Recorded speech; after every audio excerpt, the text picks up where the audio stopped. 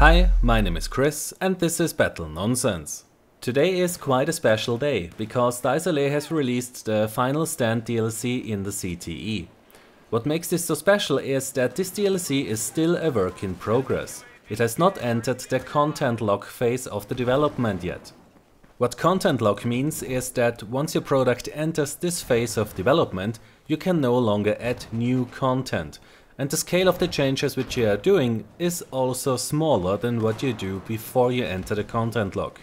So, because we are still in the early phase of development, this means that the community has the power to influence this DLC with their feedback. What this also means, and this is quite critical for everyone to understand, is that you are testing something that is a work in progress. So there are things that are not quite working right, that need polish, or are not even working as intended at the moment. So while you are testing the Final Stand DLC in the CTE, it would be a good idea to take some notes about bugs that you find, but also about aspects of the game where you think that they could be done better, and then report your ideas or findings in the forum.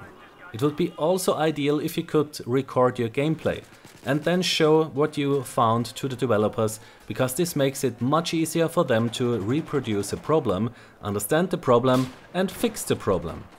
So if you want to help and test the Final Stand DLC or just want to have a look at that DLC early, then it is important to know that if you already had a CTE client installed on your PC, then you need to uninstall this one first, before you install the new CTE client.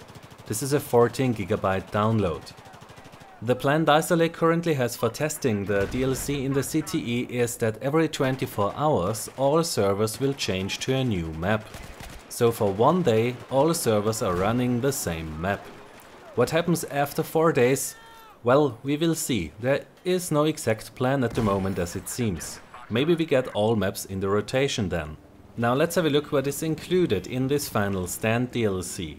Or Back to the Future DLC, which we could call it too, because it includes quite a few things that we know from Battlefield 2142. The Railgun gets a new gadget. It's called the DS3. This is one of the gadgets that we know from Battlefield 2142.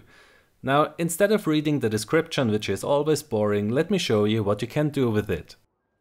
So what I'm going to do now is that I'm placing the DS3 here on the street, and then I will take cover on the left in the building.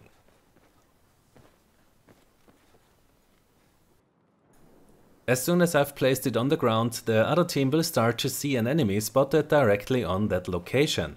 So I have just created a very nasty trap. And someone will surely go there and check it out. So if you see someone spotted on the minimap in the future, then you will need to pay a bit more attention to your surroundings if there is really someone, or if you're walking into a trap. A new accessory for the carbines and PDWs is the TDD.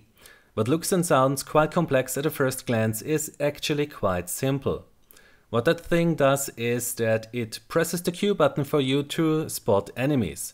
It works in a quite narrow cone in the direction you are looking at.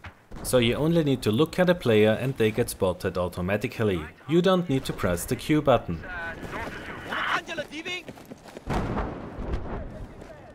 This is the SC-42, a fixed emplacement which is mainly meant to be used against infantry. At the moment there's quite a big problem with it, because it is not working as intended. What happens right now is that it has such a great impact on the physics that it can even flip a tank. The delay that you have seen here was caused by the high ping that I had to the server where I was testing. So, as I've said, the SC-42 is not working as intended. DICE has already found the cause of the problem and a fix should be coming to the CTE very soon.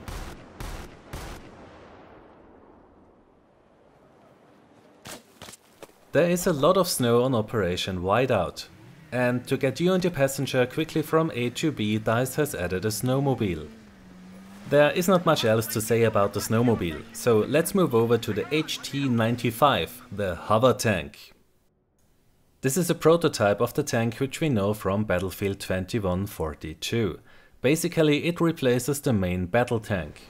You can drive this tank in a straight line just like every other tank that is in Battlefield 4. The only difference is that the hover tank does not have a boost. But you can do more than just driving straight ahead. The maneuverability of this tank is just insane. You can do a 180 degrees turn in just 1 second. So you can drive to a flag, fire at an enemy, then do a 90 degree turn, fire at the next enemy, do a 180 degree turn, fire at another enemy.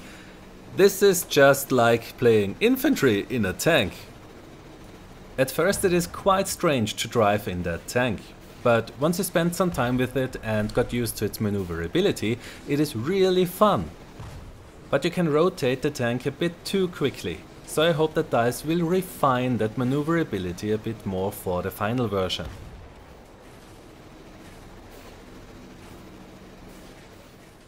On Operation Whiteout you can find 2 battle pickups. The first one is near the control point C, it is the XD-1. And what looks like a vacuum cleaner from the 60s is actually a flying minigun.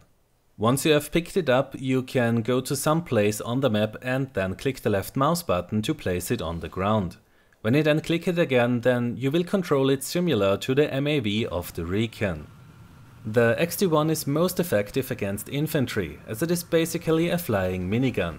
So firing at a tank or a similar vehicle won't do much damage. You cannot keep the XD-1 in air indefinitely. You can see in the lower right that there is a fuel indicator. Once you run out of fuel, the XD-1 will explode. And the second pickup weapon that is on this map is the one that every single player wants to have. It is a Railgun. So if you are lucky, then you can find it on your way between D and F, but you have to be prepared that there will be 10 other players waiting for that gun to spawn.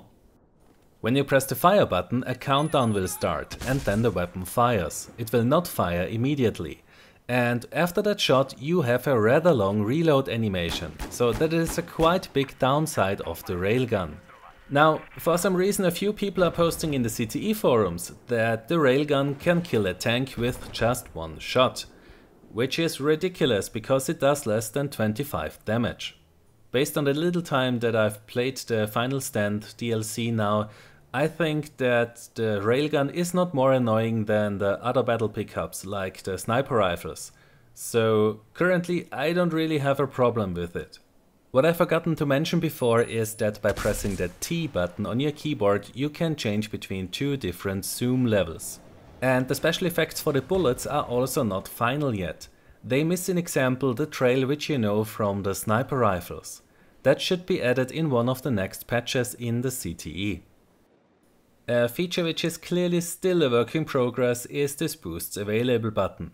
You cannot click it with your mouse, the only way to access it is by pressing the escape key on your keyboard.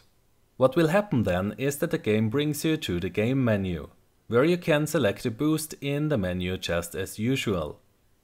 Once this feature is finished, then I guess that you can see what kind of boost you have enabled and how long it will stay active. This is a nice small change which helps you to avoid that you play without boosts. I have recently also done a design concept for a queue system for the XP boosts. If you want to have a look, then you can check it out, the link is in the description. In this screen here there is also something new. In the top right there is an icon that looks like a clock. What this icon wants to tell you is that you have a very high ping to the server you are playing on. So when you see that, then you might want to consider to change the server.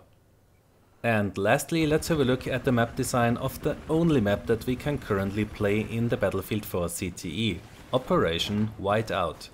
When we have a look at the tabletop view, then we see that the flags have been spread out over the map quite evenly.